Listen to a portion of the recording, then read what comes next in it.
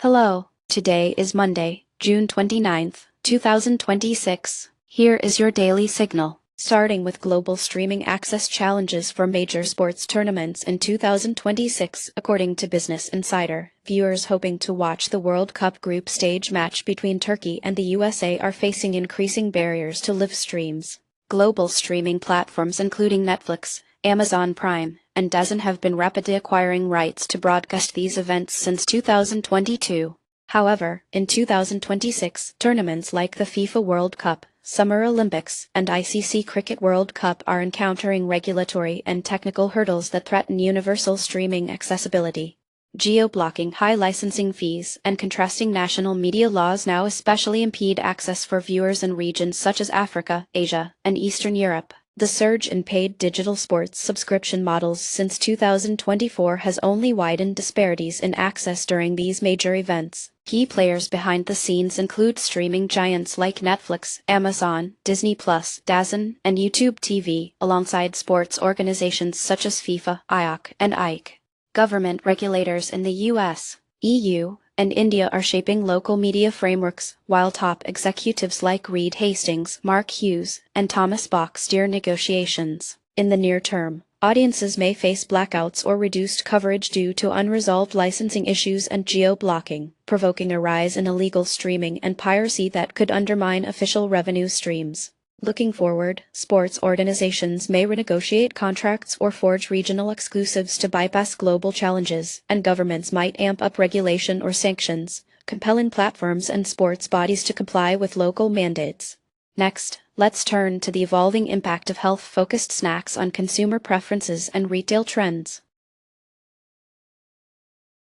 In retail news, the Associated Press reports that Carviva Profit Cacao Whole Plant Protein and Probiotic Smoothie has been named a winner in Good Housekeeping's 2026 Snack Awards, highlighting a broader shift toward healthy snacks.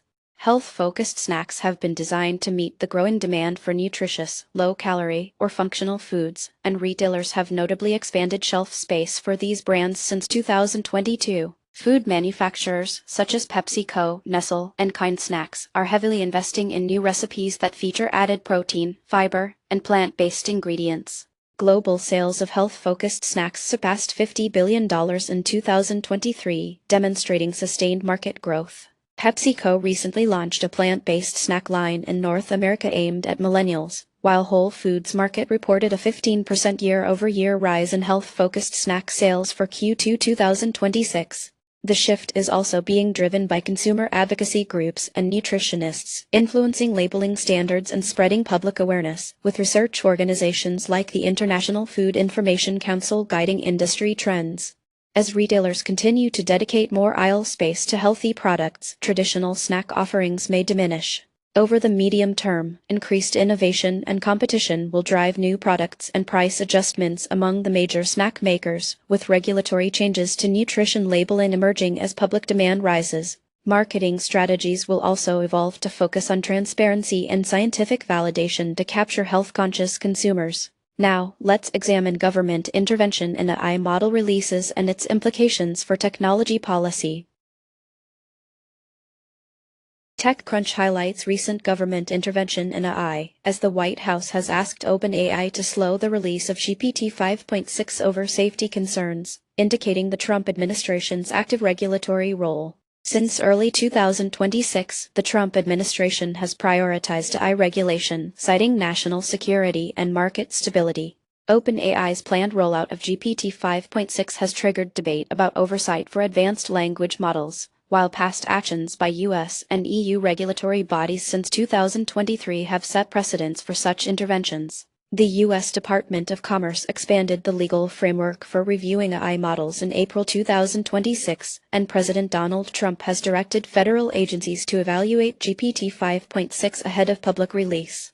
Sam Altman, OpenAI's CEO, leads the company's engagement with regulators, alongside the U.S. Department of Commerce and NSA, who are directly involved in review processes. Microsoft, as a major investor, has advocated for balanced regulation and recently met with White House officials. News reports from June 28, 2026, confirm that the public rollout of GPT 5.6 is postponed pending a national security assessment, and new compliance guidelines for AI developers are now in place. In the near term, OpenAI faces operational delays and heightened federal oversight. Medium-term consequences include potential shifts in global tech policy as U.S. regulatory precedents influence competitive innovation, and major investors such as Microsoft may rethink their strategies. Access to advanced language models could be limited if security considerations dominate policy decisions.